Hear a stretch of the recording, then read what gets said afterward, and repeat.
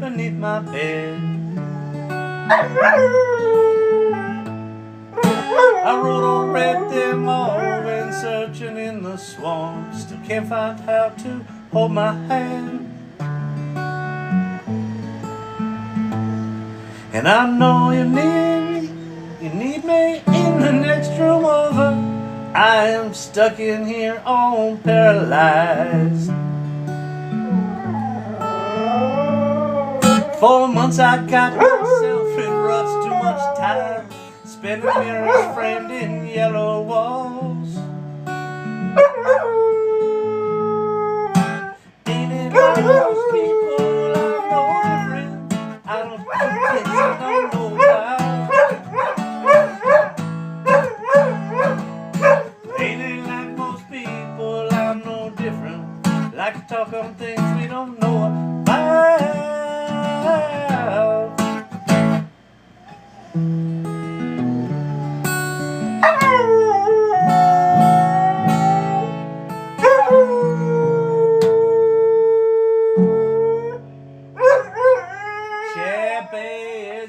Doggy! That's a good doggy. That's a good doggy. That's a good doggy. That's a good singing dog.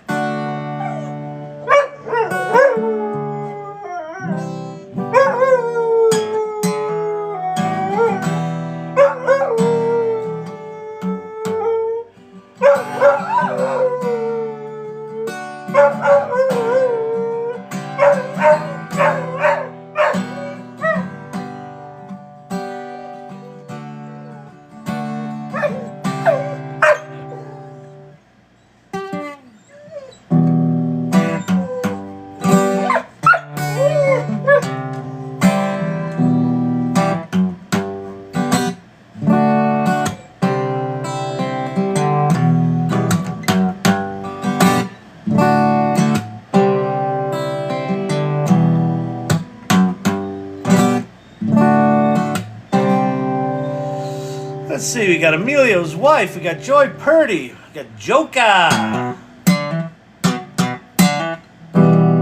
Silver Fox in the house. Zachary. Poncho. What's happening, Poncho? We heart New York City. I heart New York City. I fucking miss New York City. I miss my New York. Although it's like, 98 and humid there right now, so I don't miss that. I miss the smell of urine in the morning. Smells like factory.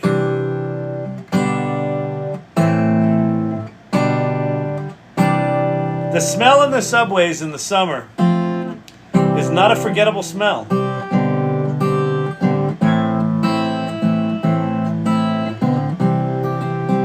Tobias in the house. Brandon waking up. Ethan joined.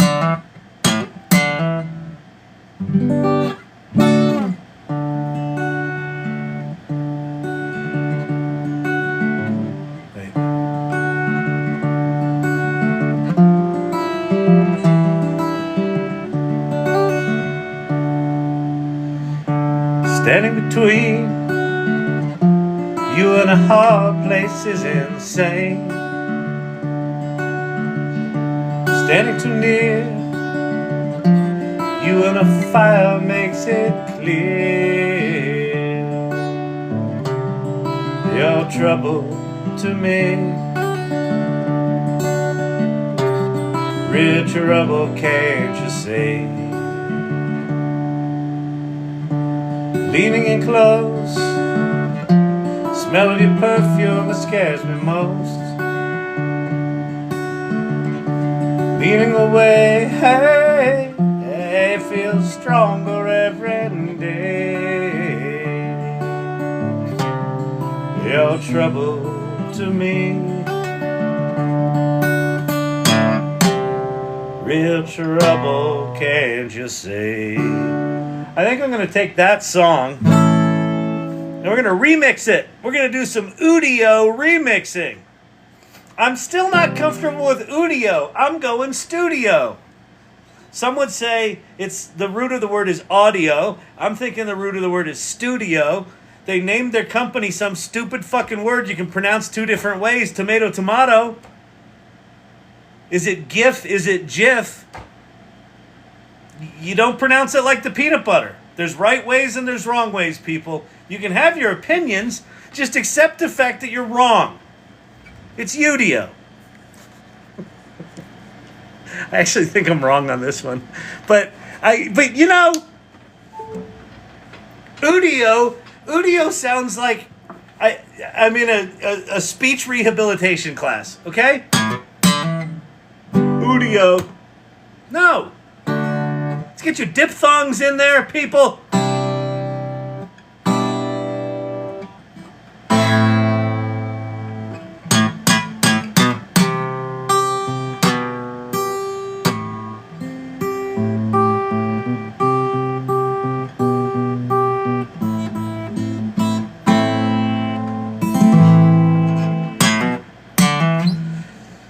3 Mile Storage is in the house.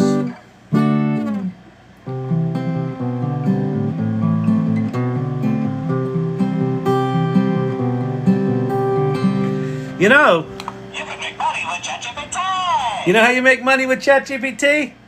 You open a storage business, and you reach out to Jim Ross, and you have him tell you his secrets about how he uses ChatGPT to kick the shit out of his business.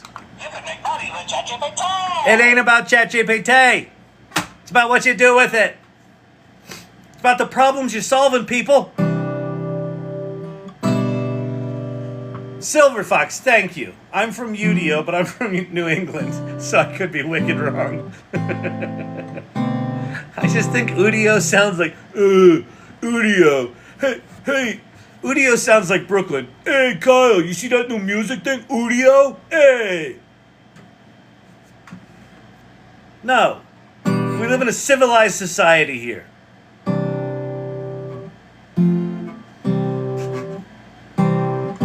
Are you saying Brooklyn isn't civilized? Well, that's very rude.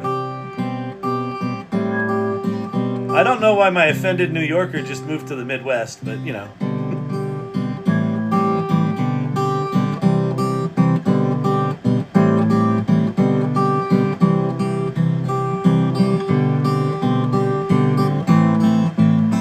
Oh, that guy, wait.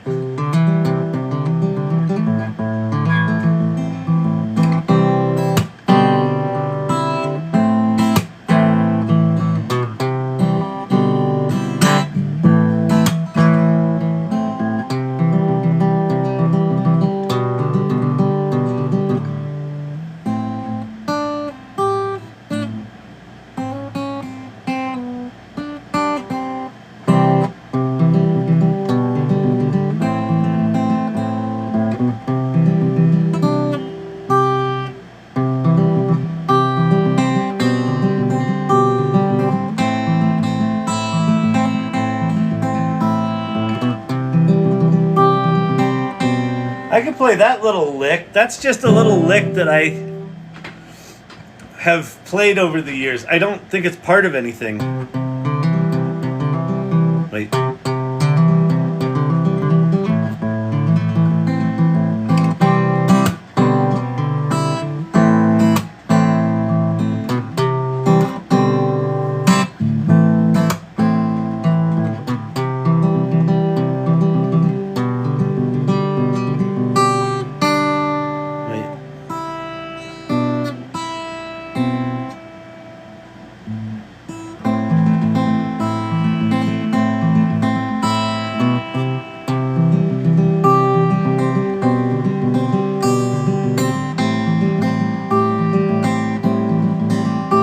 It would be nice if I had actual talents and skills.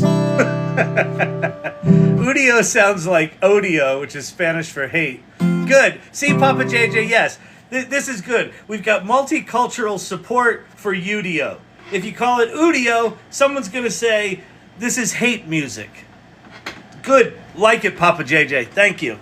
Thank you. Anyone else can come up with any stupid reason why we can prove the Udio people wrong, it'd be much appreciated. I can't be expected to just take the burden of word pronouncement on my own shoulders here. I need help, people.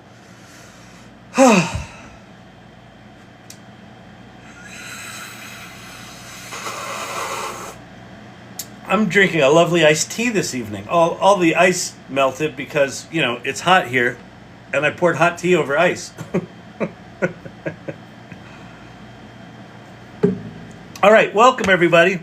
My name's Kyle Shannon. This is the AI Learning Lab. You know what we do here? We learn, we lab around. This is the lab. Not a lot of experimentation going on in this particular lab. So now it's just tea. It is just tea. Great name. Whoever just came in with what the fuck is going on here, love the name.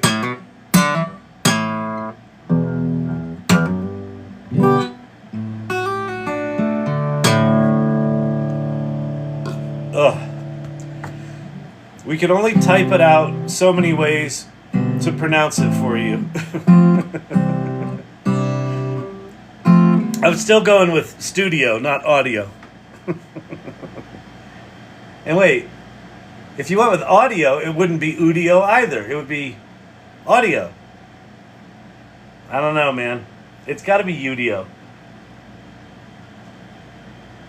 I'm gonna reach out to people. This is not gonna stand. We're gonna get the official pronunciation. Here's the deal.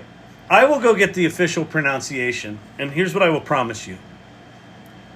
If the official pronunciation is Udio, I will trumpet it from the highest cliffs. If the official pronunciation is Udio, I will never fucking tell you that, and I will keep pronouncing it Udio, all right? So I make that promise to you because kind of man I am.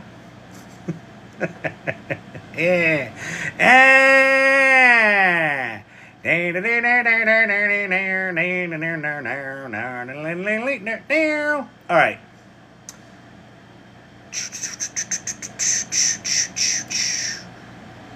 Oh, by the way, not for nothing.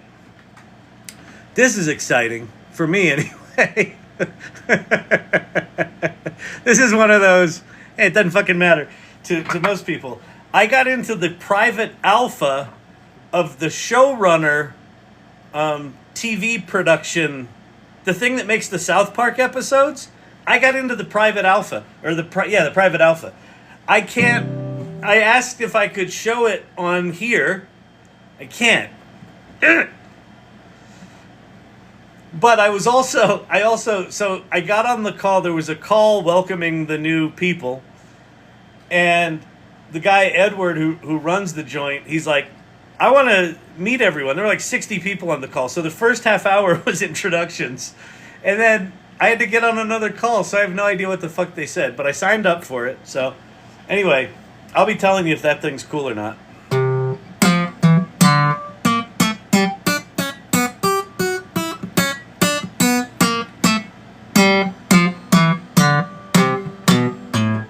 That's got to be annoying to you listening. Sorry about that. There's sometimes this channel's like ASMR, and sometimes it's like, honey, could you put the kids to bed, please?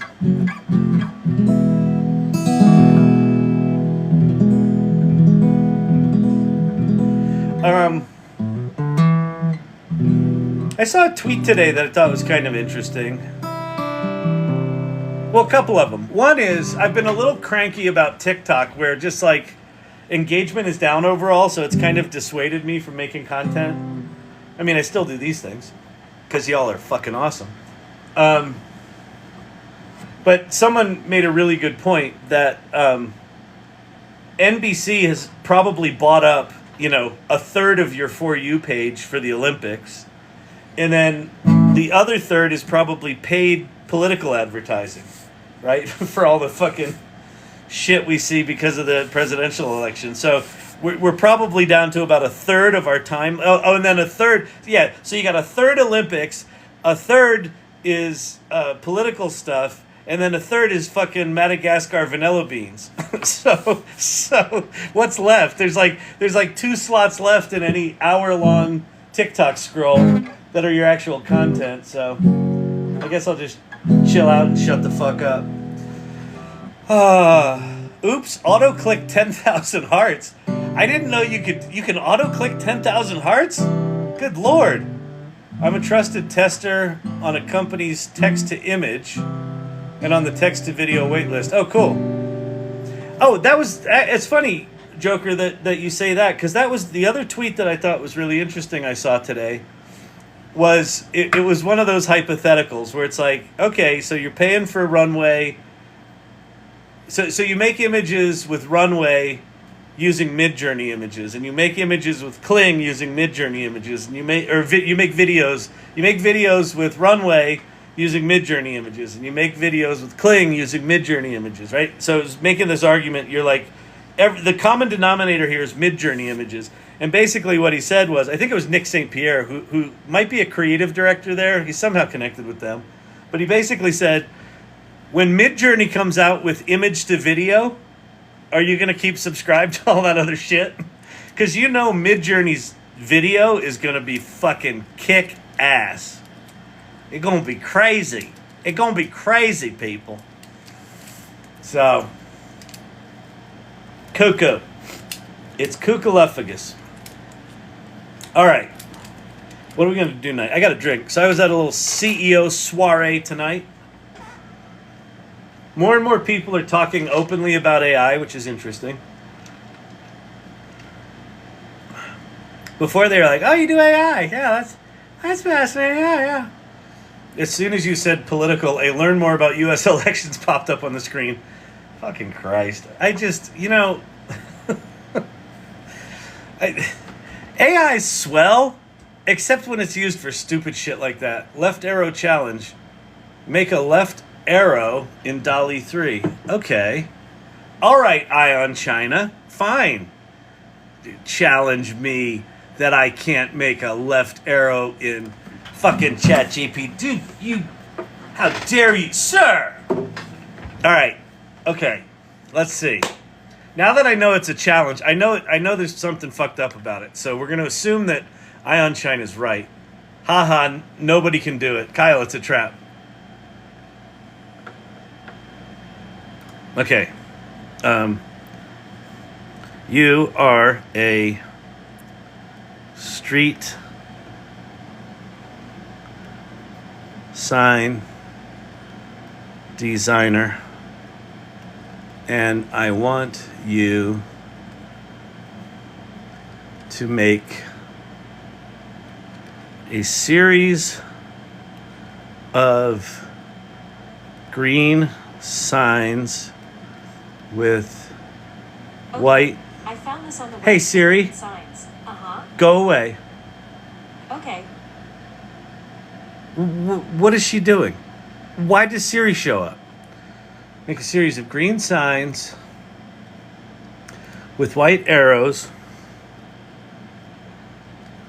representing north, south, east, and west. Okay, I think I got it.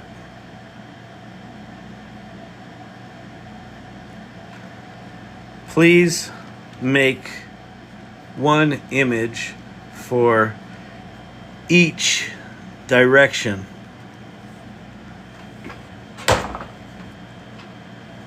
All right. I'm guessing this is going to be north. Did it do it? Well, that's bad. That's not north. That's confusing. That's south.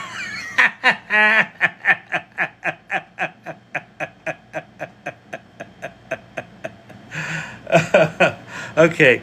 Point the west arrow the other direction. Oh boy. Yeah, this is janky is as janky does. Embrace the jank. Embrace the jank. West corrected.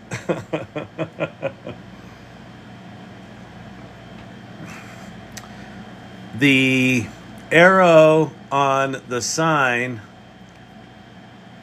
should point the opposite of right.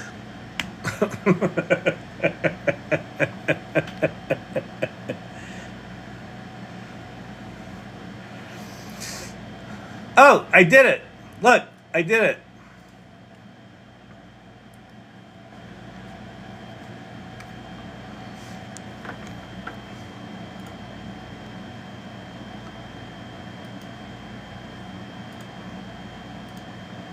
Duh, did it.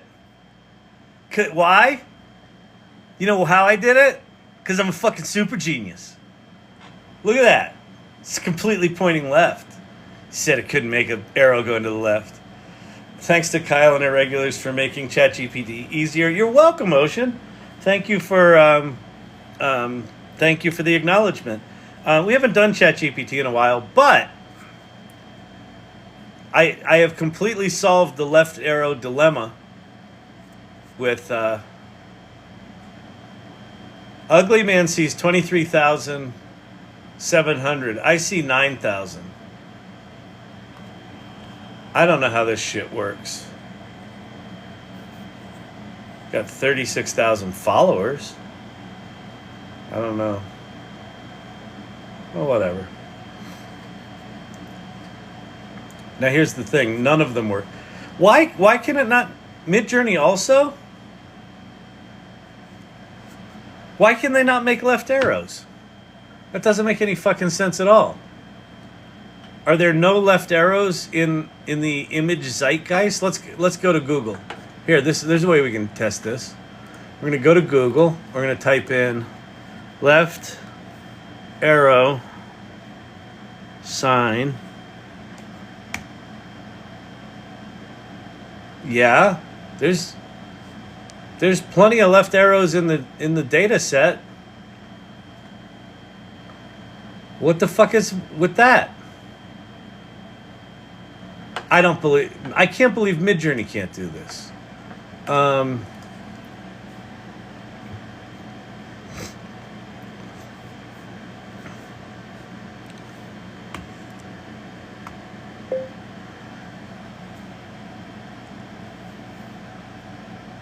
A road that forks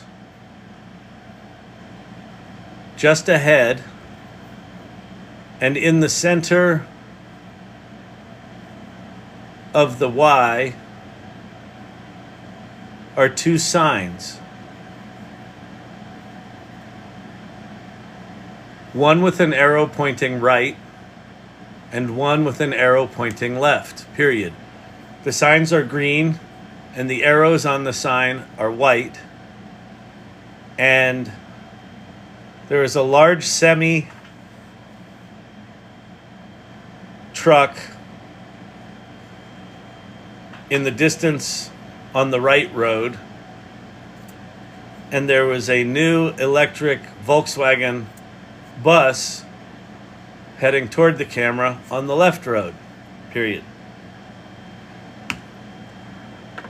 All right. Let's see what got there. Ugly Man just did it. But it gave me a downloadable file. I even asked for a mirror image, but got it going the other way. I got left arrows on Midjourney. This is stupid.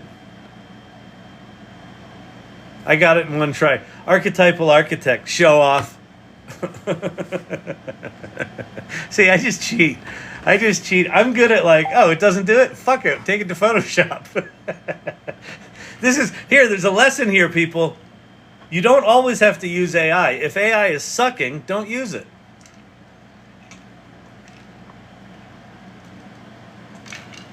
Why is Midjourney so slow tonight?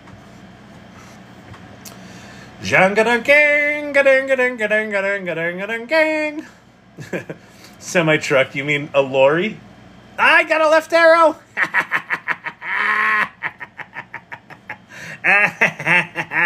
Take that, you people.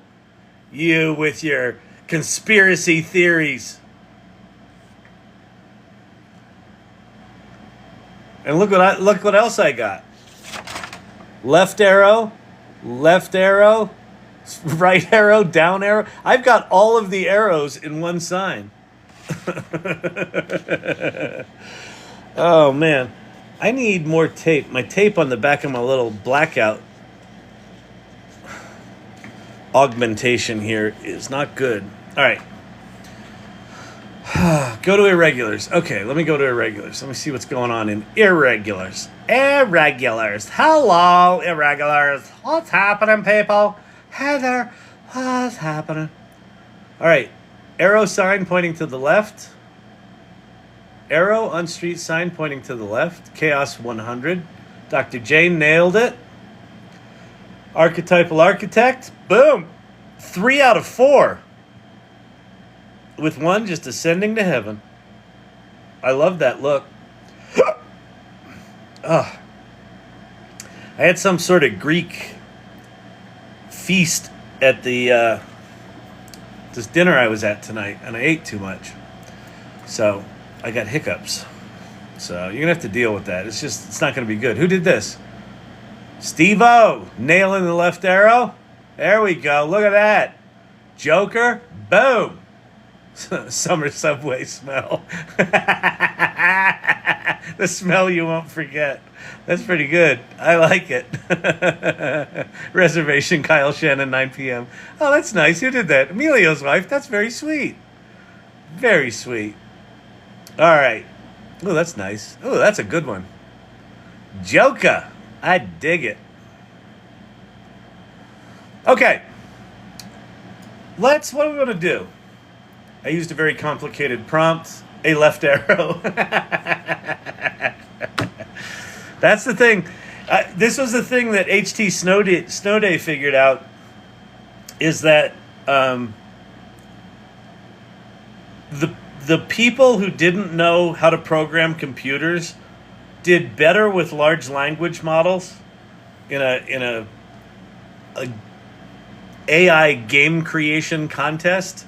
The people that didn't know anything about building software did better than the people that knew how to build software, which is fascinating.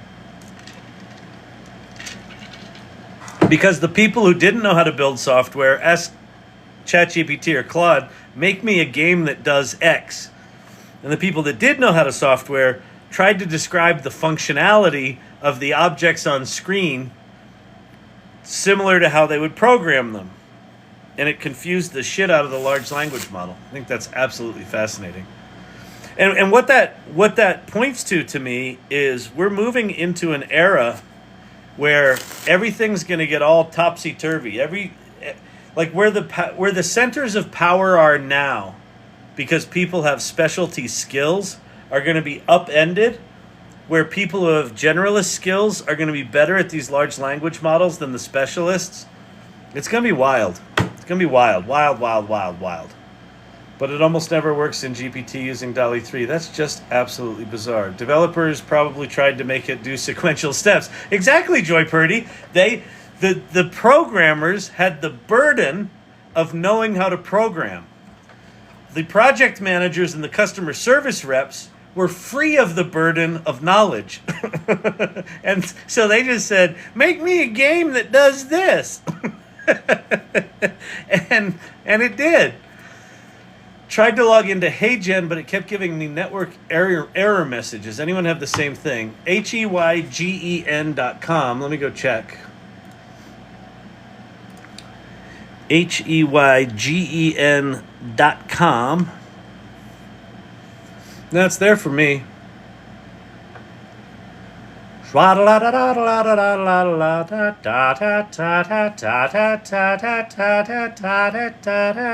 Hi there. Hi. My name is Jennifer. Hi, Jennifer. And I'm in my mid-30s. You really are. I work as a marketing manager for a tech company. Wow, and I cool. absolutely love my job. Do you? It keeps me on my toes Yeah. and allows me to be creative every day. Is this authentic? But today, Do you really I want feel to talk this? about something a bit more personal. Oh, go my on. journey with bipolar disorder. When I was first diagnosed with bipolar disorder, It was a test I was working on for old Storyvine for some persona action. Crazy, crazy shit coming. All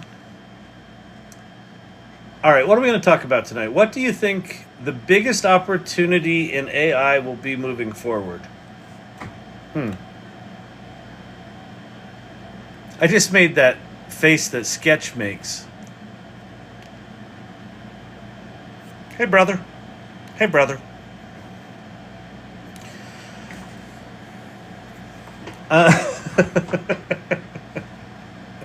Hey, brother.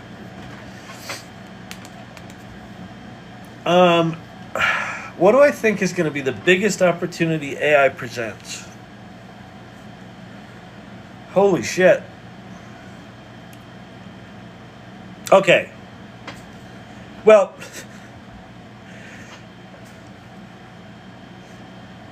there's a couple of different lanes.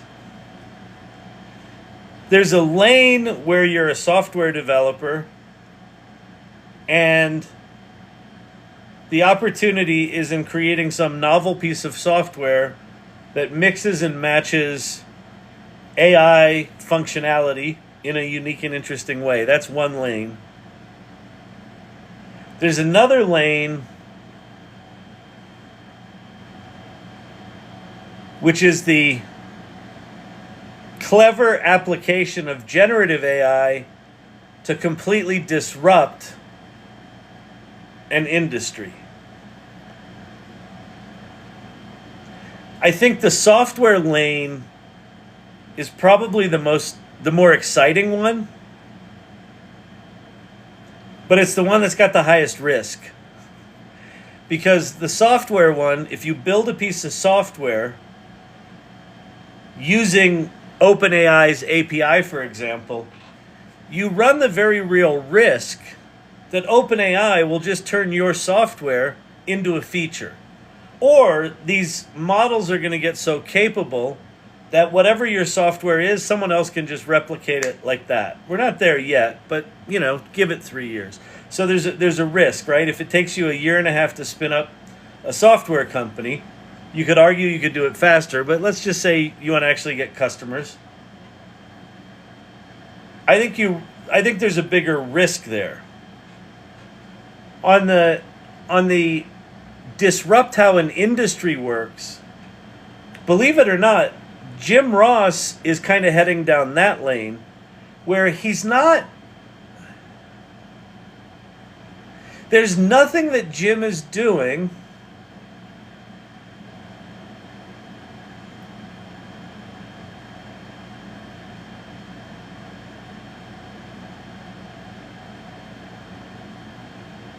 I'm just trying to be careful with my words. There are things that Jim's doing that are innovating, but he's still basically teaching people how to manage storage facilities, right?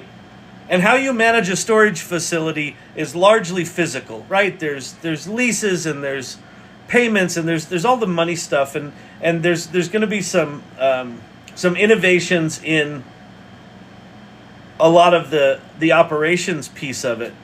But where Jim is innovating with things like marketing and customer acquisition and creating content and creating testimonials and just doing things like Jim is essentially turning from a person that can, because he's productive, Jim has the output of 1.5 normal humans, right? Just without any special tools. And with AI, Jim's got the output of like 10 humans. And because he's doing it consistently and he shows up every morning and he's like, I'm going to put in an hour every single morning using AI to benefit my business. He doesn't know what that looks like each morning, but he's just doing that like he brushes his fucking teeth. He puts in the hour of AI. And so he's innovating by injecting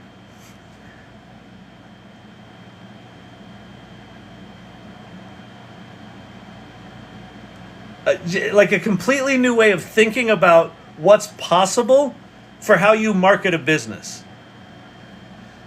And so he's in the self-storage business. So he's going to kill it there. But like every single micro business, every single sector, every single micro business, someone's going to be able to come into that sector that really understands it.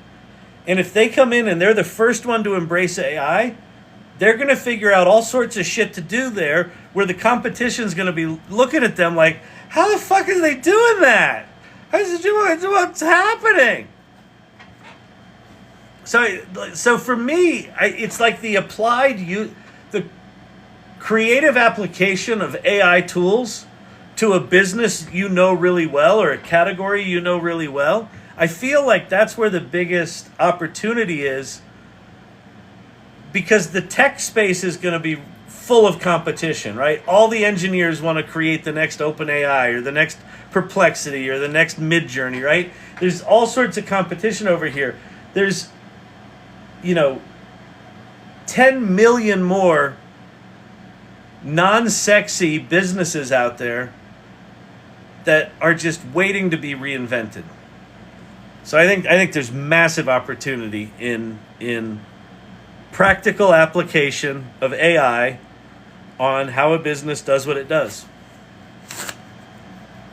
Some of that may include software. You may make some software. You may make GPTs, whatever. So I don't know. I think there's all sorts of support technologies where there could be, like one we talked about the other night was licensing likenesses. So who's going to be the William Morris? If you don't know William Morris, they're like the creative artists agency, CAA, the big Hollywood talent agencies have an opportunity right now to dramatically alter what talent representation means. Right now, like what CAA innovated with David Ovitz was a thing called packaging. And packaging was, we've got a bunch of clients. We've got actor clients, and we've got cinematographer clients, and we've got director clients, and we've got producer clients. And one of our actor clients happens to be Tom Cruise. Oh, you want Tom Cruise in your movie? Well, okay, great, awesome. Not only will that be $50 million, but you also have to use this director, this cinematographer, and these 3 producers. Or you don't get Tommy Boy.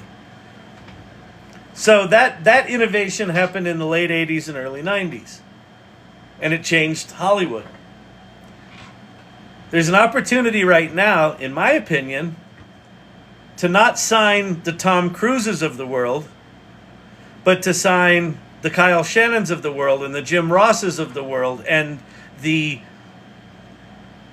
Bob Smiths of the world, like just anyone. Because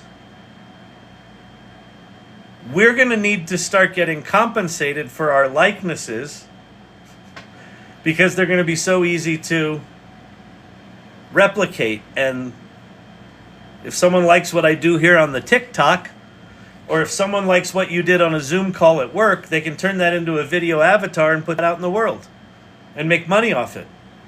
And you'll never see a penny of it. Unless maybe you were signed by CAA's low-level talent division. The digital twin division. Taught my son to create Midjourney images for Google business profile updates. Biz idea for something. Shoot, I missed the end of that. Oh, biz idea for 16-year-old. There you go. Create Midjourney image. Oh, that's perfect. Jim Ross has a 16-year-old kid. Kid's like, I don't know what to do, Dad. Should I go mow lawns? He's like, no, you know what you should do? Here's Midjourney. Here's my license. Go find local businesses and make them images for their Google profiles and charge them whatever, $20 a piece, $25 a piece, $50 a piece, whatever it might be. Oh, I could do that? Yeah, you could do that. So, yeah, exactly. So like little, like that, the big opportunity feels like little innovations. Or use it to learn and disrupt something that you don't know. Yeah, that's another way to do it. that someone's going to come into a profession like accounting. Well, let's not do accounting because there's all sorts of regulations there. Someone's going to come into, I don't know, a marketing area, and they're going to use ChatGPT and some of these other tools to come up with some entirely new way of marketing something. Not because they were a marketer, but because they were a janitor. But they got curious about marketing one night, and they learned about it, and they thought, And the way they think about the world is through the lens of 30 years of janitor brain. And so how they're going to do marketing will very likely seem foreign and bizarre to 30 years of marketing brain. You got janitor brain here, marketing brain here. So marketing brain's going to look at AI and they're going to go, I know how to use AI for marketing, and they're going to filter it through their marketing brain. And then over here, janitor guy is going to be like, I'm looking through through learning about marketing through this brain, and they're going to do something completely off the wall and weird. And marketing guys are going to make fun of janitor guy. That's the dumbest thing I've ever seen. I got 30 years in the business. Trust me, I know what I'm doing with this marketing stuff. And before you know it, janitor guy's going to have one of the most popular campaigns in all of the land. And everyone's going to be going to janitor guy's agency going, could you do marketing for us? That's awesome. So the cross-pollination of disciplines where people that have 30 years of experience in one thing are literally just going to jump entire professions, like parallel ones or like really tangential ones. I think that's a big opportunity. I don't know, man. Fucking cool. At what point do actual likenesses not mean anything? Yeah, that's another point, Old Oak Design. So, here's the thing. It's a really good point. The actors went on strike a year ago because they were like, hey, producers, what producers wanted to do was they wanted to hire actors that would come in and they would pay them a day rate of $200, and they would film them like 360, and then they would pay them $200, and then the producers wanted to own that likeness for all of eternity, for all uses in the universe. And this was one of the things they struck over. And when they were striking over it, what went immediately through my head is what you just asked, which is, okay, well, at least in the producer's proposal, some amount of people get $200 because, a year or two from now, not even a year or two from now, Midjourney right now can make people that don't exist at all, that are absolutely fine to turn into an avatar, right? And we saw yesterday, we were watching videos of the new real-time voice model from ChatGPT. You're going to be able to take a hyper-realistic, perfect casting person that doesn't exist and have them talk words in video as if it were an actor. And so no actor will be hired for that particular role. So it's a really good point. But what's a fascinating thing is that any musician, actor, TV personality, wrestler, right? And anyone in the sort of cultural zeitgeist right now are going to have, I think, they're the last generation where people will know who they are enough to want to interact with their avatar. But in the future, the characters of the people that we kind of fall in love with, they may not even exist ever. So like the next Tom Cruise could end up being some actor that never existed. And it probably won't come from Hollywood. It will probably come from some janitor, the equivalent of a janitor, or literally a janitor, who decided to make a film. And because of his bizarre worldview, made a film with a character that was just fucking weird. And everyone else looked at it and said, that's weird. And then the world said, we love that character. And maybe that actor ain't an actor. Maybe that actor never existed. So I think it's a fascinating point. Anyway. Old Oak Design Company. Great question. Tapping on mobile. It's really funny how we thought AI would come for regular jobs and it really attacked artists, huh? Yeah, I don't, listen, I don't know that it attacked artists. I think what it's attacking is the current tasks that artists do. I do not believe that humans will ever not be artistic and creative and self-expressive. I think self-expression and the imperative to contribute to the world and to other people and to have an impact on people, I don't think that imperative ever goes away. I think how we do it is changing radically. And so current artists today are reacting like farmers reacted when the steam-powered tractor showed up on their farm. Well, it can't take the job of the Clydesdales. Maybe the little horses, but not the Clydesdales. Oh, shit. It's got how many horsepower? There's 16 horsepower in that thing. Well, it makes a lot of noise. Who would want to use it anyway? Right? Don't take our acting jobs. Don't let AI write screenplays. I understand how fucking terrifying it is. But what's going to happen is storytellers are storytellers. And there's going to be storytellers that are masterful at today's tools that are going to ignore AI and they're going to get obliterated. And that breaks my fucking heart.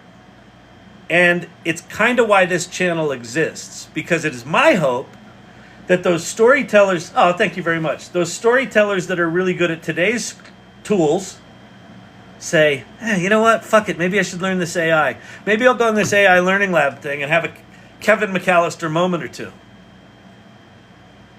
And then they'll slowly start to get AI literate. And what they will do is they will take their storytelling skills and they'll look at these new tools and they'll go, oh shit, I know how to tell a story with these tools. And they're going to start creating incredible works of art. So you're going to have master storytellers that get left behind. You're going to have master storytellers that adapt and continue to be master storytellers with new tools. And then you're going to have master storytellers that come out of fucking nowhere. What do you mean she taught third grade English? She did that? She made that? But she didn't have to blow someone on Ventura Boulevard in the back of their Benz? It doesn't make any sense to me. She can't be in Hollywood. She's been nominated for what? What was the budget on that? 3 $20 subscriptions? What?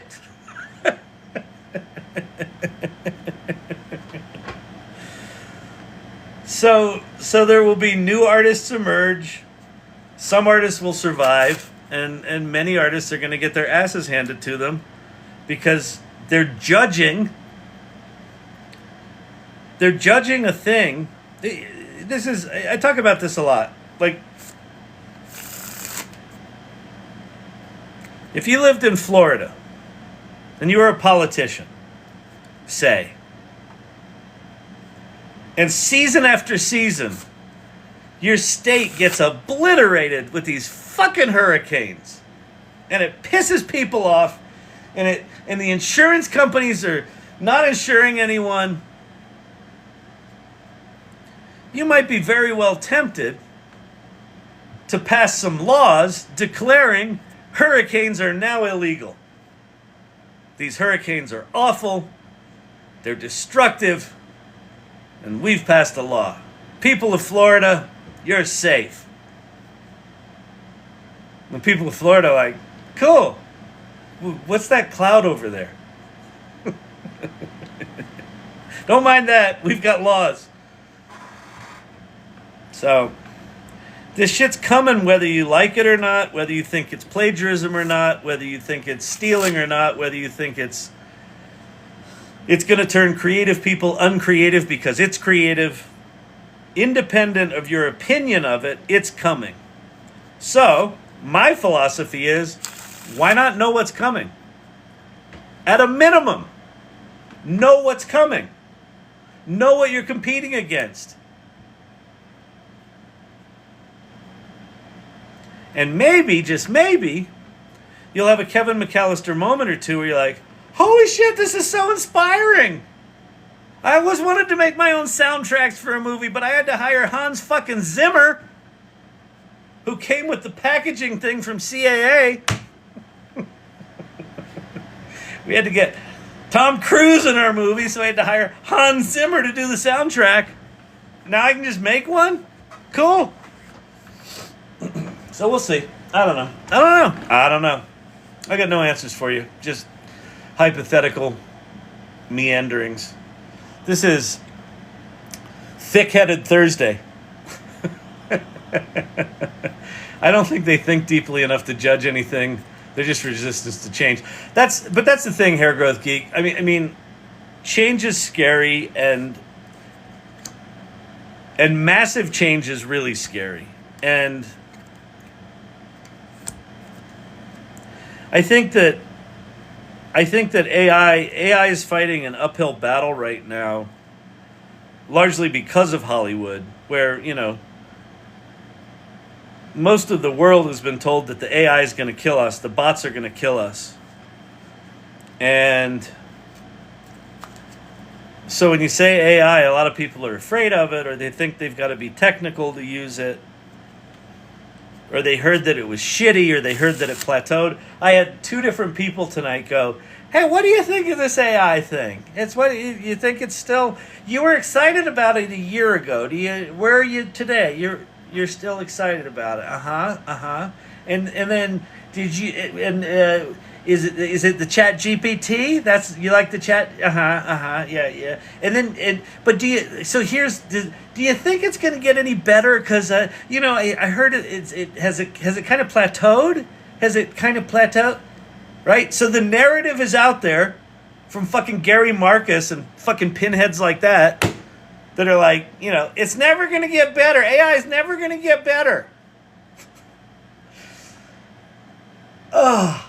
And so people are like, well, okay, if it's not good now and it's plateaued and the hype is over, then I don't have to deal with it, right? So I'm just going to go have another I'm going to have a Bourbon Mule. I like the Bourbon Mule. They put the lime in it, but I don't know why it's in that copper cup. The copper cup, it gets so cold. You know what I mean? I'm going to go get one of those. So, hey, good luck with that AI stuff you do. Apparently it's plateaued. So, hey, I don't know why you put in so much time on TikTok. But anyway, good for you. I got that. That was essentially what I got tonight.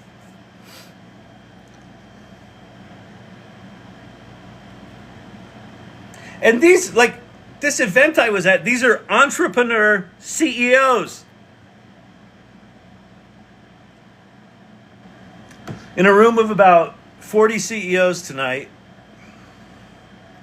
I would say 5 to 7 are doing, are leaning heavy into, maybe it's closer to 10. Maybe it's closer to 10. But 25% of the room is doing anything substantial with AI. These are startup CEOs, not CEOs of Fidelity, startup CEOs. That number should be way higher. I got a puzzle piece, people. I'm going to lose my shit. All right, I did it.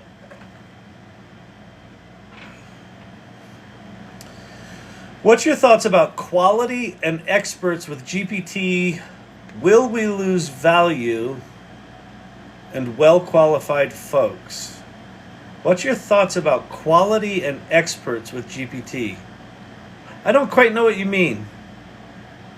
Re-ask that question, Ocean. I think I know what you mean, but I'm not quite sure. Do you mean is ChatGPT going to replace subject matter experts? And are we going to lose people because of them? Well, I mean, that's if you can reframe the question, that'd be cool. Just so I know exactly what you're asking.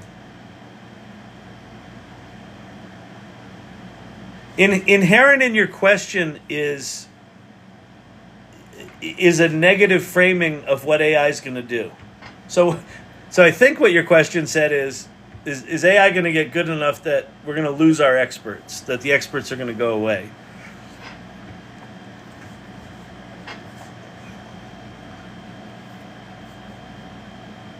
The experts, the current experts are going to be in competition with everyone else in the company that now has ChatGPT. So you know when they have greater than PhD level intelligence, I think they mean. Yeah. Well, so here's the thing, Ocean. Here's the thing about the question. Yes, I think reasoning large language models are going to displace current subject matter experts. But what it's going to also do is democratize that level of expertise to everyone in the company. So rather, you know how you have that one douchebag in the analysis department that's just like only knows one thing. He got his bachelor's in it, and then he got his master's in it, and then he got his PhD in it, and then he went straight from his PhD into the professional workplace, and then he worked his way up the ladder, and now he runs the strategy division for the analytics thing for the one fucking thing he does, and he's insufferable, and all he talks about is that one thing. But if you need an expert with that one thing, you go to that douchebag.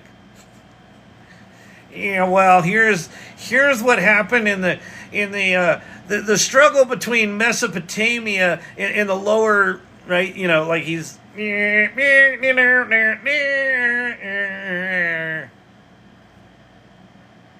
now everyone in the company will have access to someone as expert as that guy at every subject. So yes, that guy will probably get his ass handed to him. But everyone else gets leveled up. And there was an interesting Ethan Mollick, one of the early research papers that Ethan Mollick published or shared, showed that in an organization that adopts AI, the A players increased in capability like 9 points. But the C-level players, so you get your A players, they went up a little bit.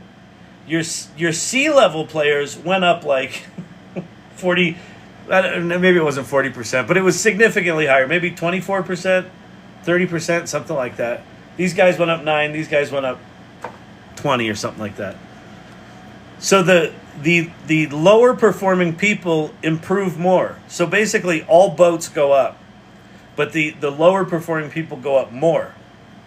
So I think that's the silver lining of your question. Ethan Mollick, it's ETHAN MOLLICK. Then they can create their own better AI, and it will be exponential. Yeah, well that's the thing. We haven't seen the exponential growth yet. We haven't hit the exponential curve. We don't have a fucking clue what's coming. Any thoughts on AI having ADHD? I'll tell you what, having ADHD is a fucking superpower with AI. It just is. There's parts of it like all ways brains function. You know, there's things that suck about it, like my ability to organize shit is horrible. But my ability to just quickly jump from concept to concept and execute on them is off the charts. It's the new, you won't have a calculator with you everywhere you go. Yeah, exactly. That's exactly right. They train SMEs exactly like that. June Mary, do they? Just, we're going to go to the bachelor's, then we're going to go to the master's, then we're going to go to the PhD, then we're going to go to the consulting firm.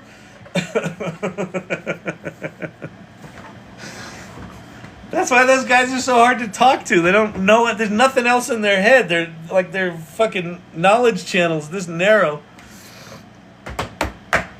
Why should we go to school if we have GPT? Why should I go to a lawyer if I can get qualified answers?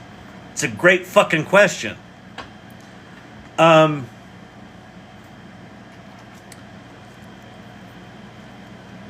The real answer to why go to school is to meet people and to establish trusted relationships and to establish networks, in my opinion.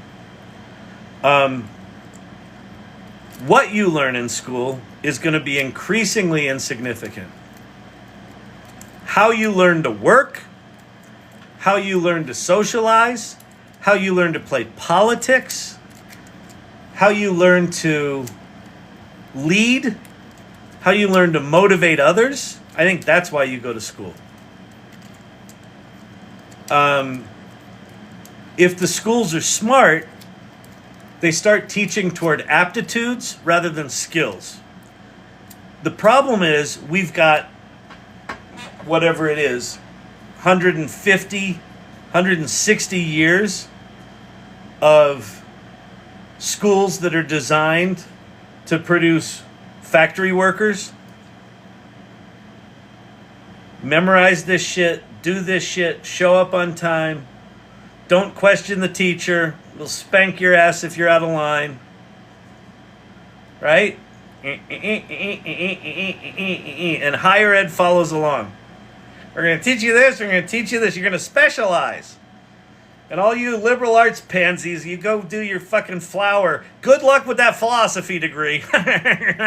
We'll be over here specializing, making all the money.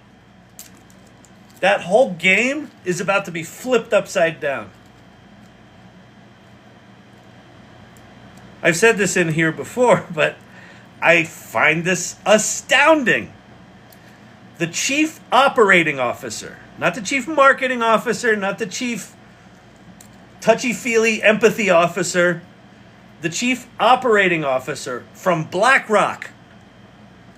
You know Blackrock, the ones that own the world and control everything. That guy, the COO, said that his next hires are liberal arts analysts.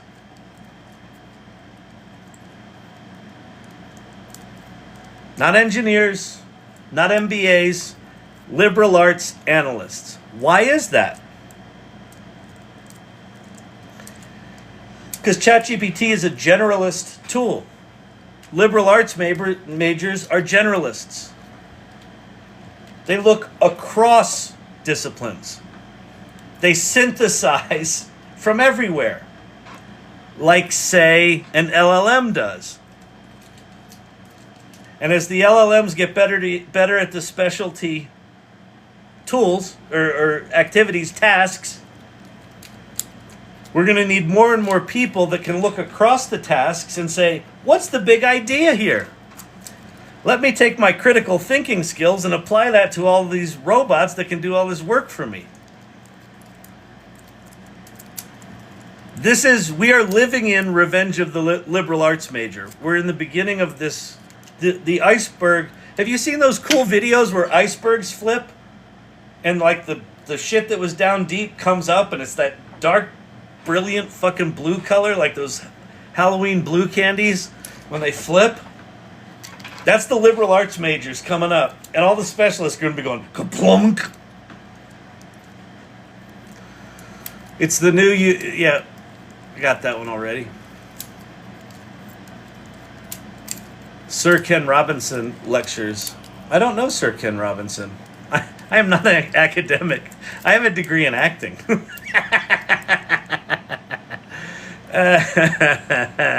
The COO of Blackrock will always need a doctor who has hands-on healthcare experience. Yeah, listen. I don't think specialists go away, but I think the penalty, I think the premium that specialists get today and the penalty that generalists get today are about to flip. We'll still need specialists. They just won't be in as much demand as the generalists will. So supply and demand. If we need more generalists, the value of generalists goes up.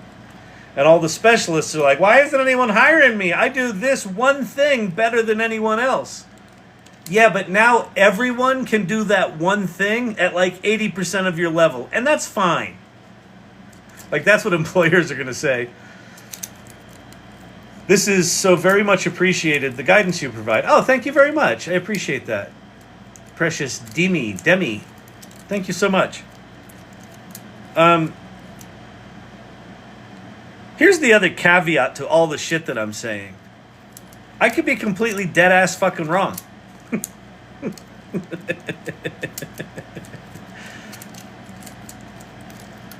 I'm just trying to look at here's the way I try to look at this stuff. I look at the tools as they are today. And I make a couple of assumptions. One of the assumptions I make is that technology will keep advancing. How do I know that? Because it always fucking has. Or America, we're going to make it better. Let's invest trillions of dollars and get all our entrepreneurs on it. Woohoo! Middle out compression. Let's go. So that's one of them, is that technology is just going to get better. Here's the other assumption I make. AI is not going away. This is not a hype bubble. In my opinion, the hype hasn't even begun. You can't have a hype bubble when most people in America, just because that's where I am, that's my point of reference, when most people in America don't even know what this generative AI shit is. 47% of people haven't even heard of it. You can't be in a hype bubble when 50% of the country doesn't even know what the fuck it is. So the other assumption I make is it's not going away. And then what I try to do is look at, okay, if I look at the tech the way it is today, janky, disjointed, all sorts of fucked up, it's just, like, you can't keep up with it, right? I try to keep up with it in here. I can't keep up with it. None of us can.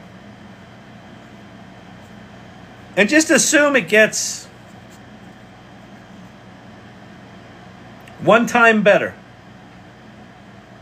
Imagine if the video tools were one time better than they are now. And the large language models are one time better than they are now. Like the jump we had from GPT-3 to GPT-4, we have a similar jump from GPT-4 to GPT-5. One time. That's not assuming an exponential increase in capability. Just a pure linear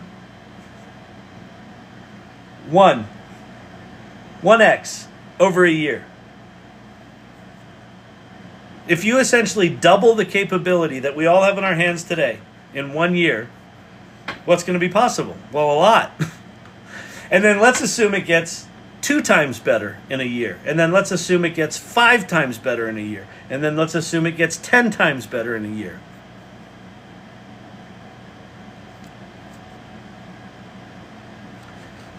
Have you played with Grok? Not the Twitter Grok. Go to grok.com, Grok.com.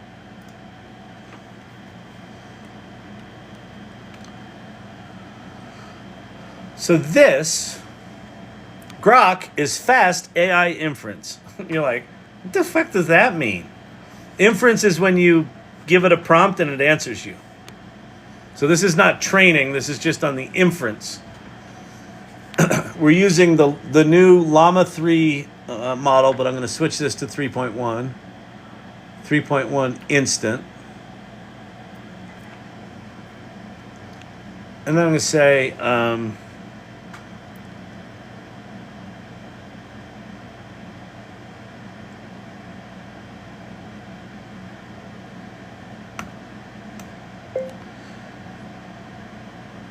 make me a table comparing the top 10 major conflicts in history.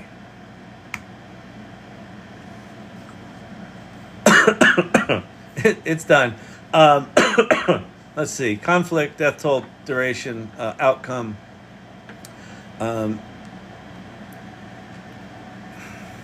Major powers involved. Let's go. Let's see.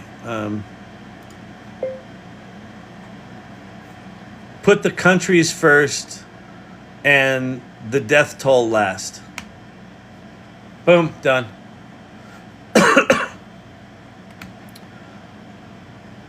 So, it didn't move location first. It moved it. Let's see.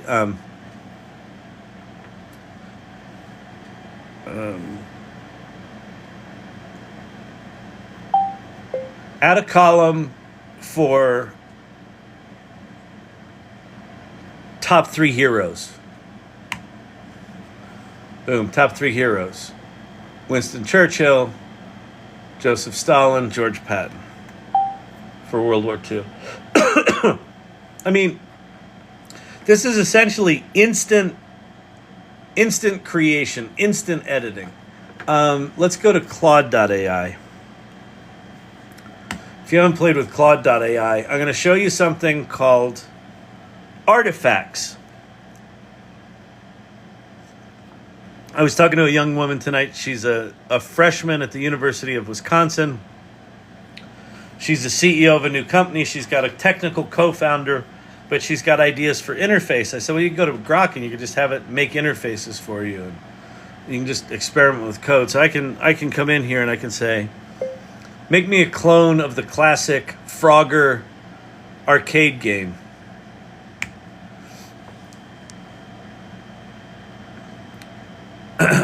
Generating. So this now starts writing the code for a Frogger game, which if you've never seen these things code before, you should be saying, well, holy shit, but I'm sure it doesn't run. I'm sure it's not going to work. Well, here we go. Let's see.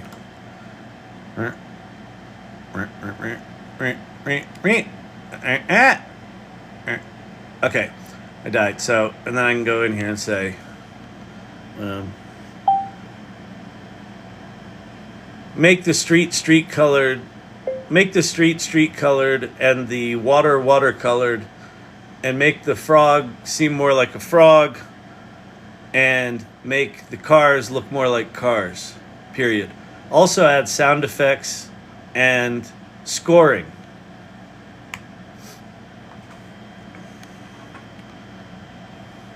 I didn't learn no fancy computer language.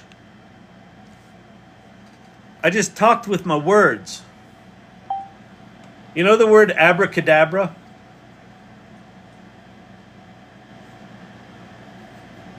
As I speak, I create. If you translate the word abracadabra, it translates roughly into, as I speak, I create.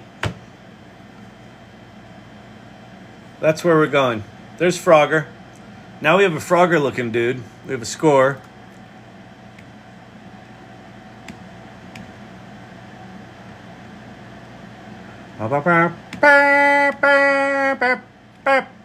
Yay! 2 prompts, functional video game. I can now publish this. That button says publish. Imagine if I spent 10 minutes on that. Imagine if this was 1 time better. 100% better than it is now. How good would this game be?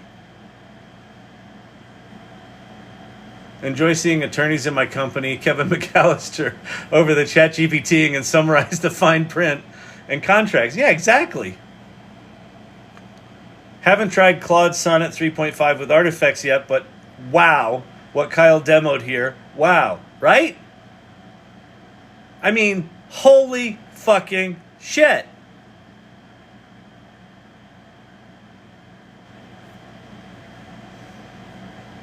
Maybe you don't want to make video games. Maybe you want to make a business dashboard for your consulting. Maybe you've come up with a new way to think about analyzing a business, and you want to create an interactive dashboard for that business. Do it the same way I just did it. Go to Claude and ask it to make an interactive dashboard. Upload a spreadsheet and say, make an interactive dashboard out of this that I can run my business on. And it'll do some version of it. Will it be good? Probably not. It's going to be jankier than shit. But again, where I'm looking is, what if these tools were 100% better than they are right now a year from now? It's my contention that they're going to be significantly better than 1x better. But even if they're just 1x better, what's possible? Everything changes. Everything changes. Let's go look at, if you weren't here last night,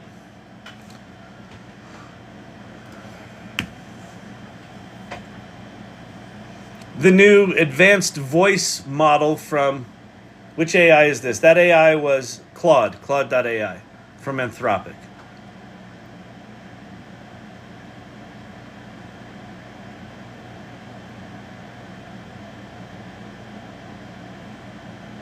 Let me get the latest ones, see if we can find anything new. Here are 12 crazy examples. Here are 10 wild examples. I'm gonna boycott any tweet thread that says here are 12 wild anythings. So I'm gonna ignore her. 12 wild examples. It's wild and wacky stuff. It's fantastic, Bob. Tell him what he's won. Oh yeah, this is good. This is a good one. Hey, I want you to count from 1 to 10 really, really fast. As fast as you can. 1, 2, 3, 4, 5, 6, 7, 8, 9, 10. Okay, now even faster. 1, 2, 3, 4, 5, 6, 7, 8, 9, 10. Okay, now louder and faster and count up to 50. 1, 2, 3, 4, 5, 6, 7, 8, 9, 10, 11, 12, 13, 14, 15, 16, 17, 18, 19, 20, 21, 22, 23, 24, 25, 26, 27, 28, 29, 30, 31, 32, 33, 34, 35, 36, 37, 38, 39, 40, 41, 42, 43, 44, 45, 46, 47, 48, 49, 50. Hey, I want you to... Did you hear it took a breath at 30? This is the new GPT voice model. It's like talking faster because he asked it to talk faster. It's breathing. It's responding within, I think it's 350 milliseconds. The average human response is 260 or 280 milliseconds. So we're within a tenth of a second of human response times here.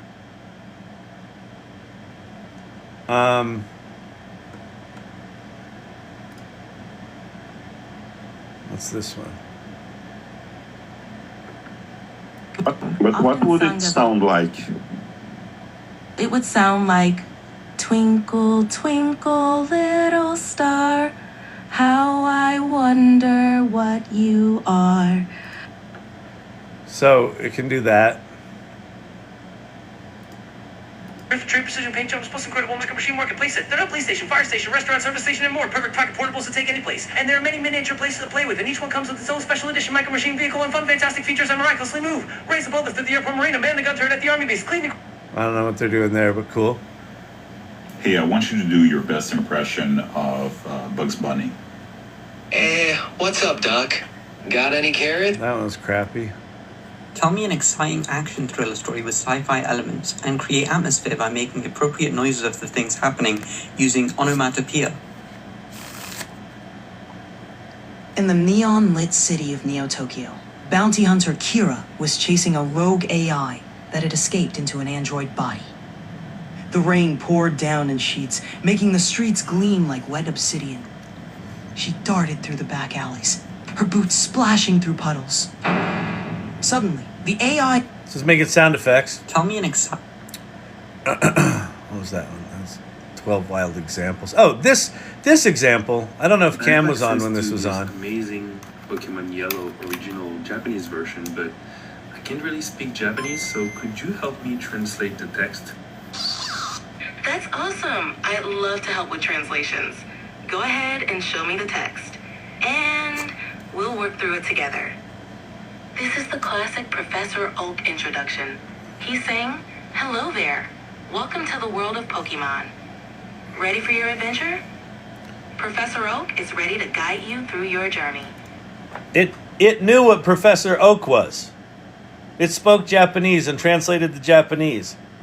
It understands that this camera was pointed at a Game Boy, and he just said, "I'm getting ready to play this game and I don't know Japanese. Can you help?" Sure, I can help. You tell me this isn't going to change things. You can't. But again, so few people know this is coming that it's fucking shocking. What's this one? Oh, we saw that one. Oh yeah, this one's pretty good.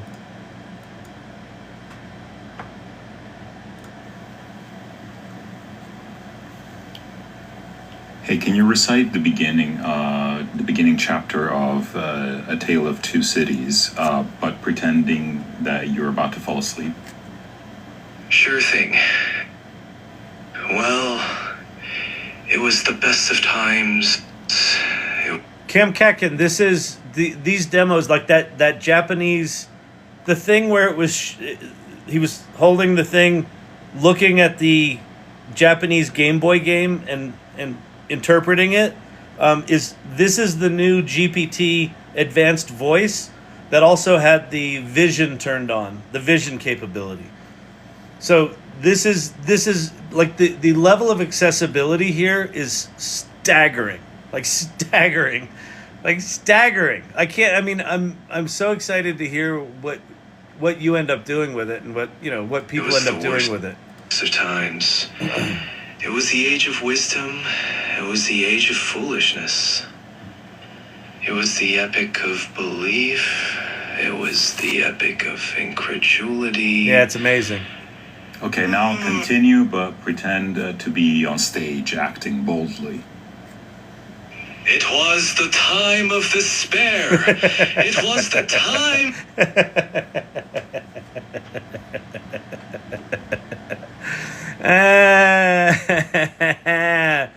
Oh man, what's this one?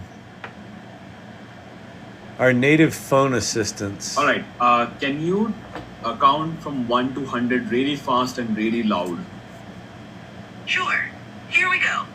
1, 2, 3, 4, 5, 6, 7, 8, 9, 10, 11, 12, 13, 14, 15. Okay, now 16, stop. 17, 18, Sing a song. I can't sing, but I'd be happy to chat about music or No, share actually, fun go facts. ahead and hum a song. Just 5 seconds of humming a song is fine, and tell me the name of the song. Okay, here goes. That was Twinkle Twinkle Little Star. You barely hummed. Please do it for 5 seconds at least. I see. Well, I'll give it another shot.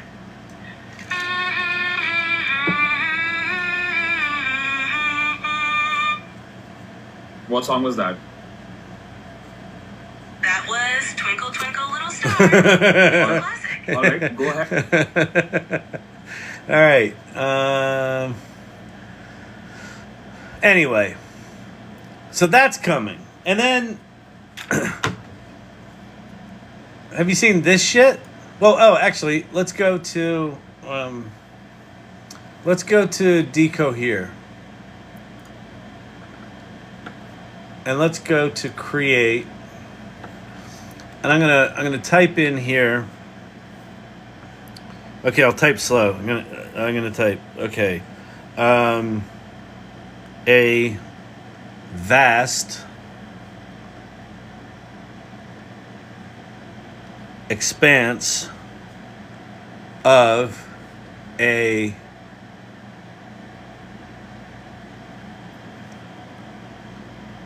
galaxy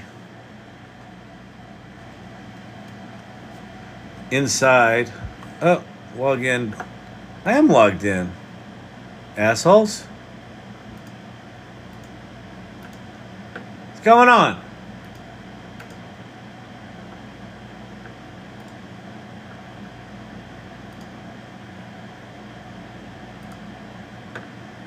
Create.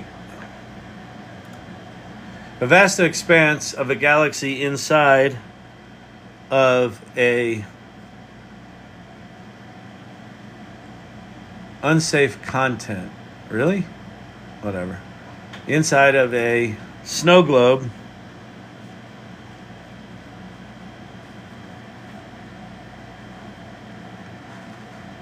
on top of a tower of river rocks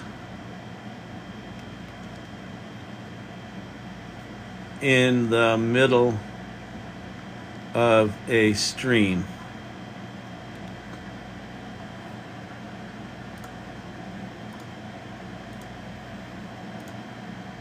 So that's kind of what I was looking for. Okay, so this thing is generating images before I can type out as I'm typing out the sentence, it's generating images in real time. Now check out what I can do with this. There's this thing here called a station. This is Deco Here app, or www.decohere.ai. And I'm going to go to this station thingy, and I'm going to click on it. Oh, I can't do it from here. Dang it! I gotta upgrade this account. If you have a paid account, you can turn this into a station, but I'll show you another way to do a station. So anyway, you can come in here and you can prompt images, you can upscale them, you can turn them into videos. It just sort of makes infinite variations of them. Crazy, right? I'm going to go to the Explore tab here. And this is just other people making images right now. I can take any one of these images that I like. Like, I like the style of this astronaut, right? That's cool. I can now click this Create Station button. And this is now going to create a station, like a radio station. A radio station plays songs passively. You can just sit back and listen. This thing is generating original images, about an image a second, and you can just sit back and watch it do its thing. And if you like one, you can click on it. I can upscale it. I can turn it into a video. I can share it, or I can create a station out of that.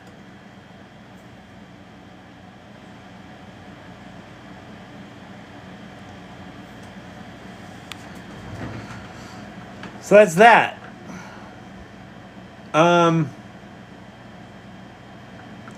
Let's go.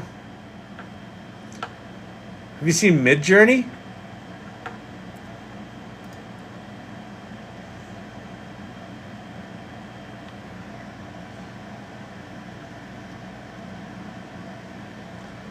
These were all things I made in, like, I don't know, 10 minutes here, 10 minutes there, little ADD here, little ADD there.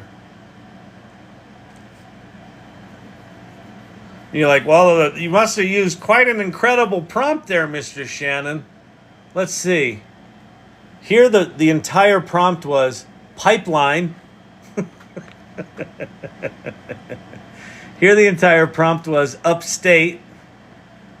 Here the entire prompt was upheaval. Upheaval. Upheaval. Upheaval. Any one of these I can go in and I can say, oh, that's really cool. Let me see a bunch of variations of that one.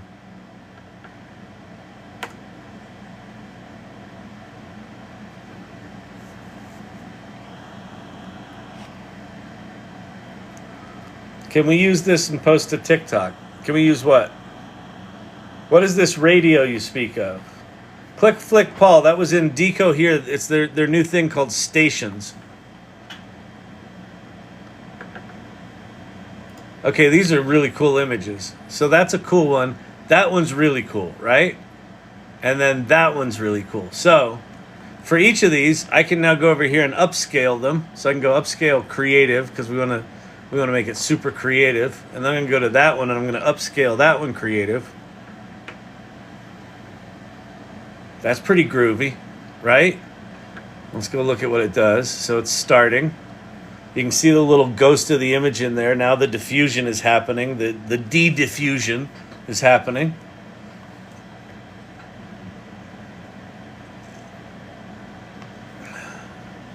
%31% complete, 31% complete, 47% complete. We'll get here in a second. It's going to be so good. You're going to be like, oh, Kyle, that was so cool. That was bitchin'. Kyle, that thing you did with that dinosaur is super cool. Hey, dude. Do you know what was cool? When you made that dinosaur and it had like the horns? That was so cool. Can we upload our own images and work on them using this tool? Yes, you can upload images and have it describe them and then have it recreate them.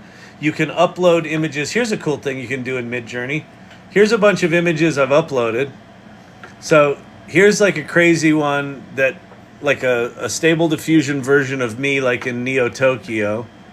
And then here's let's get something very different here. We'll do this one. We'll do this crazy Basquiat looking thing that was, I think it was generated. So it's going to basically take those two images as inputs and make a new set of 4 images. No prompt at all. No prompt at all. So we'll see what it looks like. They should be pretty cool. I'm guessing. So yeah, you can. Oh, they're awesome. Oh, they're fucking bitching.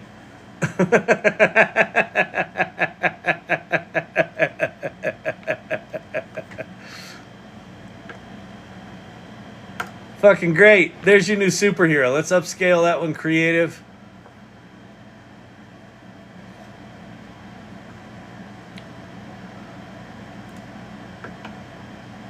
That's doing its thing. Let's see which of these we like better. Do we like that one or do we like that one? I think that one's more dynamic. Okay, so we're going to download this.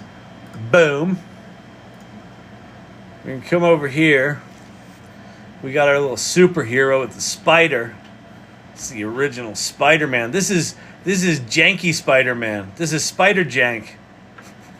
Spider Jank. Not quite as good as a Marvel comic, but it's acceptable for AI work. Spider Jank.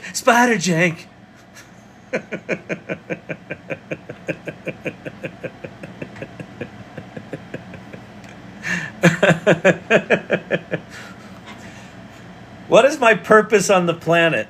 My purpose on the planet is to do stuff that's so fucking stupid that you're willing to go, oh fuck, if he can do that, I can smash 2 images together. All right, so there's Spider Jank.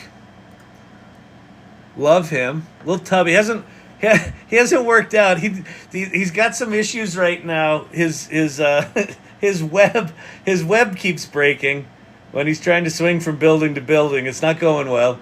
So he's working on a new formulary for the old spider web till he gets on the Ozempic.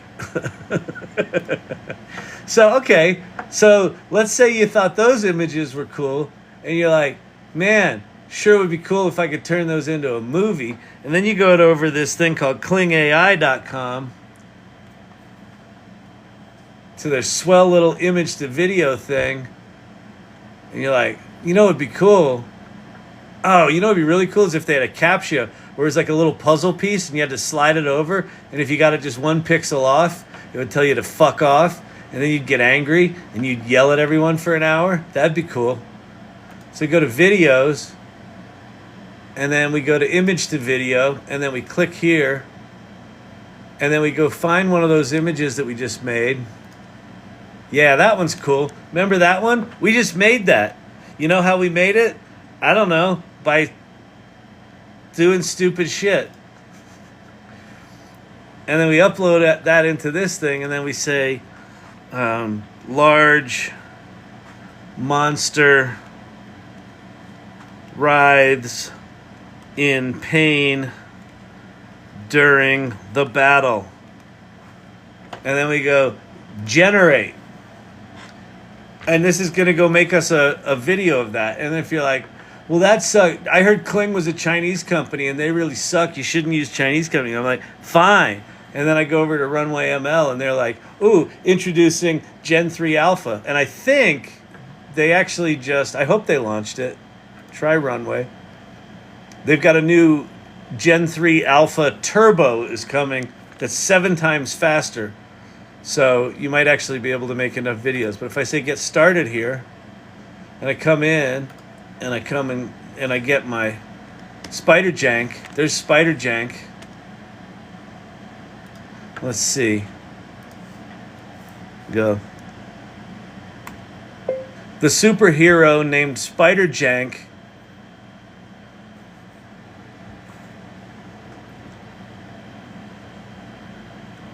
casts a spell with his spider magic wand.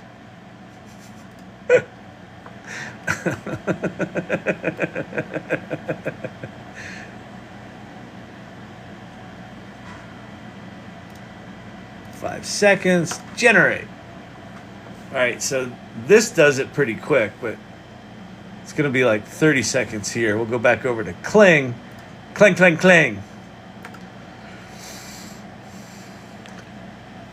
Anyway, Spider Jank's going to come to life here. Abracapocus, exactly. So why am I showing all this shit? Well, why I'm showing all this shit is it's highly likely that even people that come in regularly may not know that this is possible. That some of these things are possible.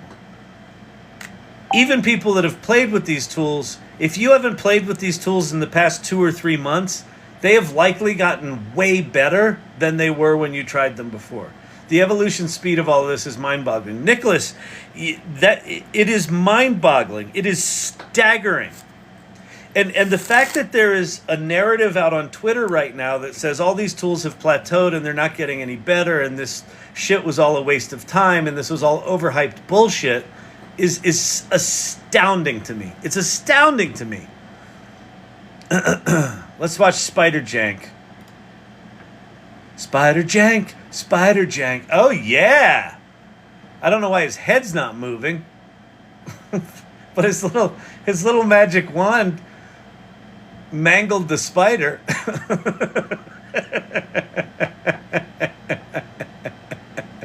Hopefully Kling did better with our little thing. All right, well that's doing that. If you didn't think that was crazy, you seen this? Teacher turns the tables, Broadway. That's fine. Let's go. Let's wait. Do I need to reset something here? Reset create.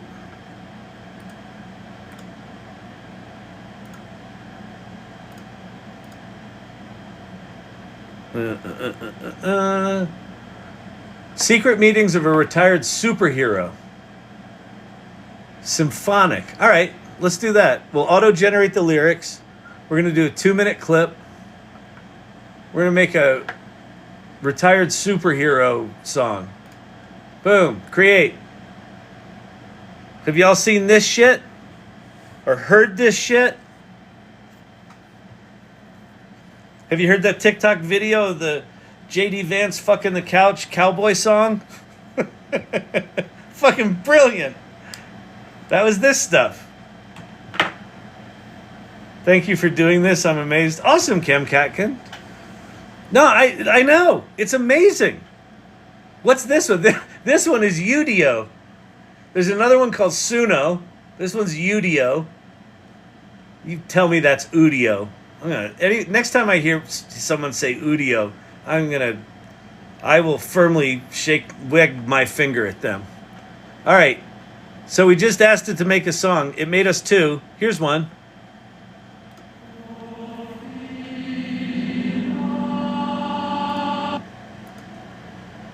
Let's see.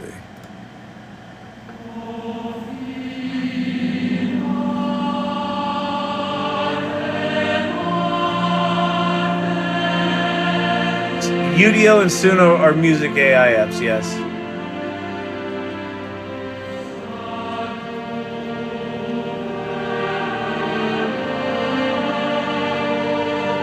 Remember I said before about maybe I could make a movie and I don't have to have someone write the soundtrack for me? Maybe I could do it myself? I just fucking did one. I could hit. How's our video coming? Let me go look at my Runway videos.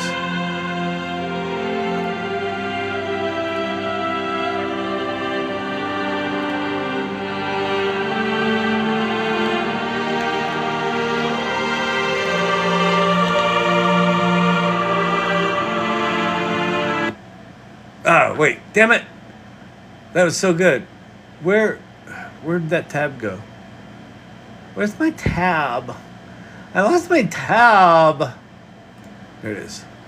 Why did that stop? Why did you stop? Oh, did I lose my internet? Are you all gone? Hello? Hello? Maybe my app maybe I ran out of browser memory.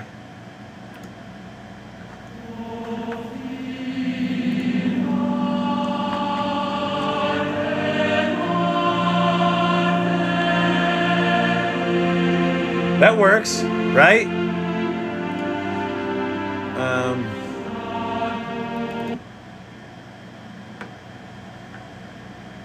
Oh yeah, it's janking out the. Here, let me go find another good video. That's not a good one.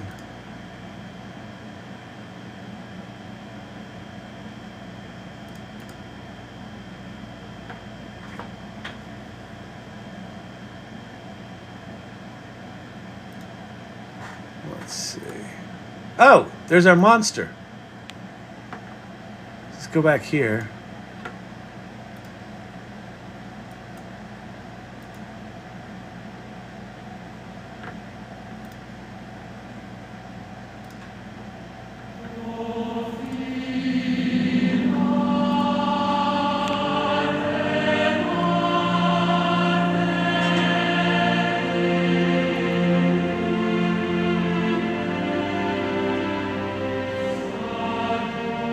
Using over the rainbow progression. It is using over the rainbow progression, isn't it?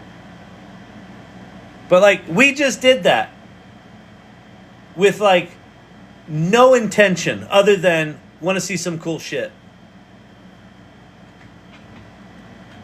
I mean, I don't know about you. I find this staggering. Let's hear the other one it made for us.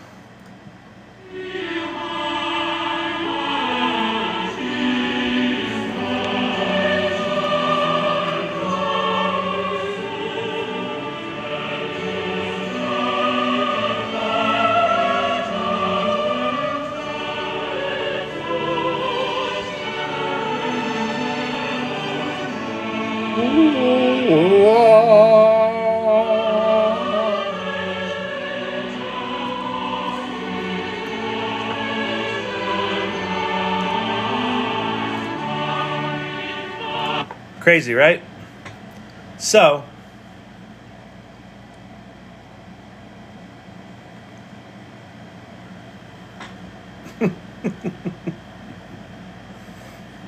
you tell me this shit isn't creative. You tell me this shit is just predictive tokens and it can't possibly generate anything creative.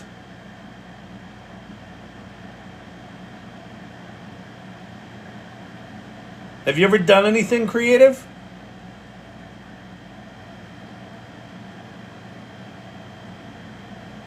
Because what my experience is that these tools accelerate my creativity to the point that I can barely keep up with it anymore. Like, I would say I am orders of magnitude more creative than I've been for most of my life on a consistent level over this past 18 months. And it just keeps getting better and better and better.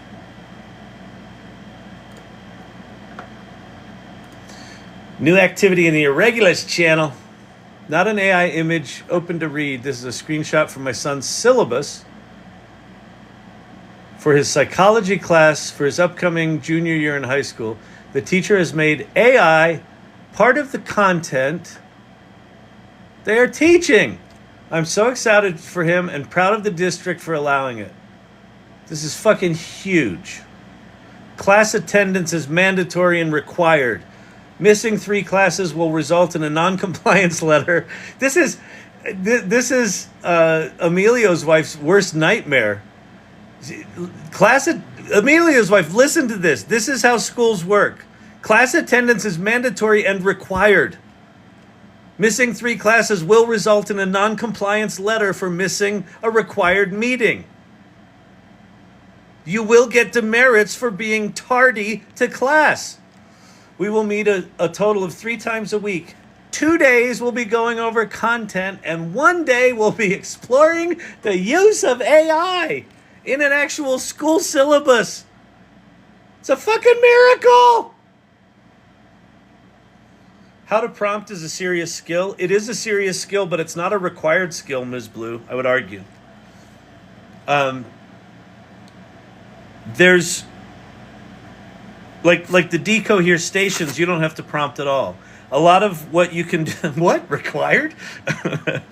A lot of what you can do in Midjourney doesn't require any prompting. Now, understanding prompting is really good. And you can be better than a lot of other people if you're good at prompting, but it's not going to be a requirement. These tools are going to get way more sophisticated in the action they take on our behalf. Thank you for sharing that, Danielle. That's fucking huge. In fact, I'm going to give it a little like, and I'm going to give it this is fucking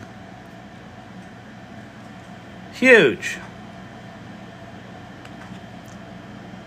If you're wondering where we are, I'm at this place called the AI Salon. We pronounce it like that. If you would like to join the AI Salon, there's the URL. That's going to take you to our website. You can read about it. And then if you click the little button that says Join the Community, that's going to take you to this Mighty Networks page. And the first place it's going to drop you off is a little section called Welcome to the Salon. And you can read about what we're up to, and you can read about this little journey. Play first, mindfully create, generously lead. That journey is the journey to AI literacy. And we've got values like curiosity and playfulness and empathy and bravery and generosity. And that's who the people are that are in this community. So if that sounds cool to you, sign up. Doesn't cost you anything. And then under the community section, the first link says introduce yourself. And I want you to take a couple of our values of bravery and generosity, and I would request that you generously introduce yourself to the community. Use your real name. This isn't Discord. We're not a bunch of NFT bros. Use your real name. Sergey introduced himself.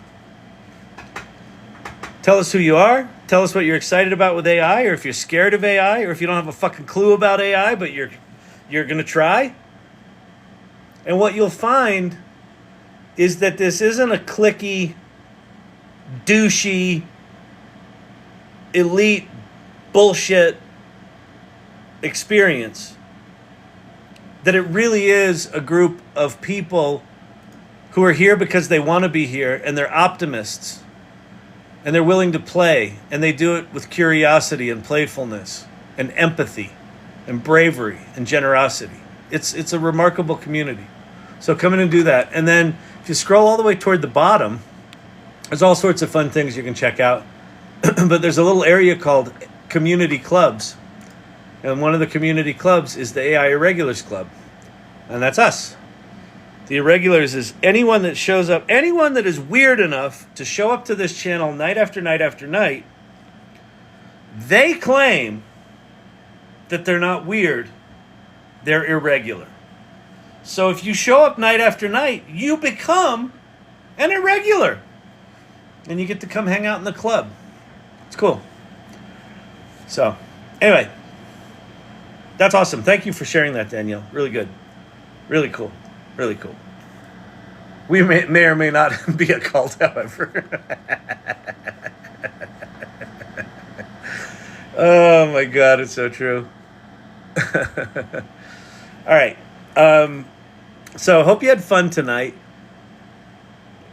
This was a good example of chat ADD. Every night's a good example of chat ADD. Wherever my intention is at the beginning of the evening, sometimes we get there, sometimes we don't. I actually wanted to try remixing in Udio tonight. We did a little bit of Udio. Those film scores for the superhero thing were pretty fucking good.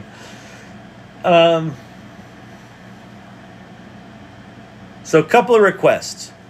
Lord Digital Gods, thank you for supporting me. You're consistently generous, and I really, really appreciate it. It means a lot.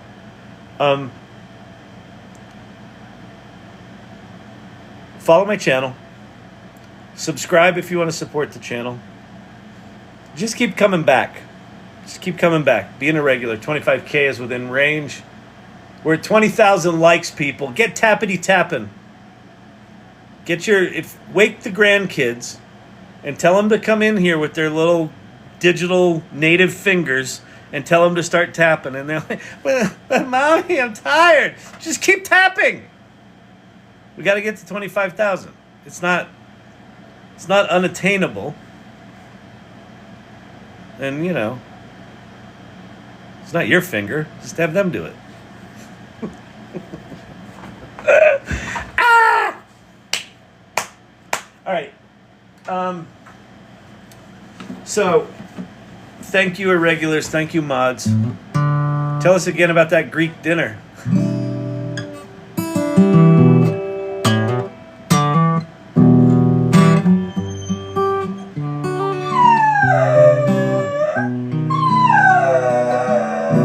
In a westerly direction, this car is my train. I've been driving, I've been wondering what I'm running from again. I feel like an 80-year-old man holding on to 29. And up ahead on that horizon is a California line.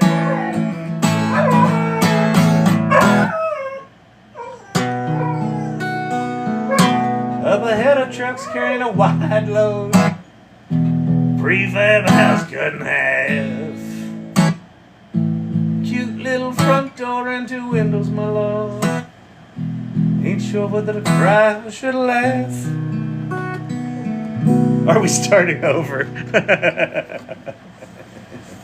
All right, good people. Who's in the house tonight? Wolfman Clint in the house. Joy Purdy, great to see you. Be Not Afraid, thank you as always. Brandon, same to you. Forever Hooked, thank you, thank you, thank you. Look what we can do when we work together. Oh, how'd we get? 27,000. Woo! Way to go, Tappy Tappers. You're amazing. I don't know what that means in TikTok world. It doesn't seem to have any material effect, but it is cool that we got to 27,000. Let's see. Forever Hook's in here. Debbie, love the duet. Thank you very much. Yeah, Champy's the best, isn't he? Are we doing 30-minute goodbyes again? Apparently. Joey, good night. Tobias, good night. Steve-O, peace out. From down under, Firefly in the house, Emilio's wife. Who did the artwork tonight? I don't know. Let me see if I put it in the file name. Danielle. This was a Danielle masterpiece. Thank you, Danielle, for creating the good work. Do I get a good night if I just got here? Oh, Ann Murphy, very disappointing. We just went over the requirements for class. Classes are required. You will get a letter of, what did they call that? A letter of something. It wasn't good. And demerits if you're tardy. But we will be covering AI. Cam Catkin, thank you, Kyle. Can't wait to revisit these tools. Exactly, right? It's just like, just go play with them and see how they're doing. They're pretty fucking good. That Kling AI is not bad. Kelly Bosch, who if I'm gonna pick one person to have an opinion about these text to video tools and image to video tools, Kelly Bosch says Runway Ml Gen 3 is by far the best video tool out there. Call me Al. So late, so disappointing, Al. What are we gonna do with you? All right, well, thank you for coming anyway. You missed a good one. It'll be up on YouTube at some point, probably this weekend. 29,000. We're at 30,000. We hit 30,000. All right. Liz the Lush is in the house. Good to see you. Wolfman Clint. All right. Who else we got? Who did I miss? Marina She Recall Tech. Spin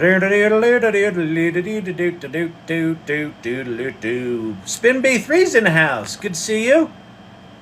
Sir or madame? I don't really know which. Guess it doesn't really matter, does it? All right, that's everyone. Got everyone. Cavruno. I miss Cavruno. Joy Purdy. Thanks, Moore and Kyle. Yep. Okay, everybody. Today's Thursday. That means tomorrow night's Friday night date night.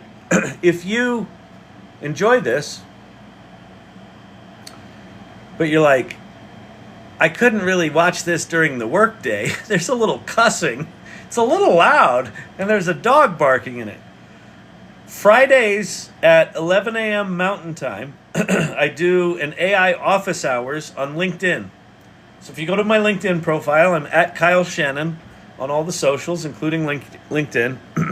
Tomorrow morning, I'll post a thing on my channel about the AI office hours.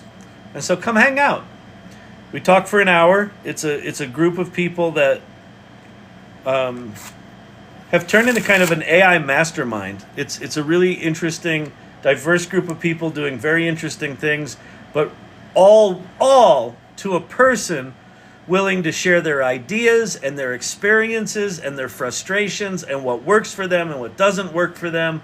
It's really cool. So if you want to start to build relationships in this community, office hours are a good way to do that. All right? The link. It's LinkedIn. It's my profile. I don't know. It's somewhere. Brandon may have it. Brandon and Vicky manage my brain better than I manage my brain. LinkedIn, and I heard that all the TikToks are on YouTube too. Yeah, the YouTube channel for the TikToks is AI Learning Lab -TT for TikTok. AI Learning Lab -TT is the YouTube channel, and I've got all of them up there through like 2 weeks ago or a week and a half ago, something like that. All right. Office hours is a weekly treat to myself. Nice. Okay. And then tomorrow night's Friday night date night. All right. So bring a date or be a date, and I will see you tomorrow. I had fun tonight. Thanks, everybody.